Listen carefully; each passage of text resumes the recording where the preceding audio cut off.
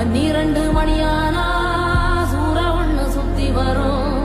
கொள்ளிவாய் பிசாசு குளத்து வீட்டில் நின்னிருக்கும். பில்லி சூன்யோ ஏவலுன்னு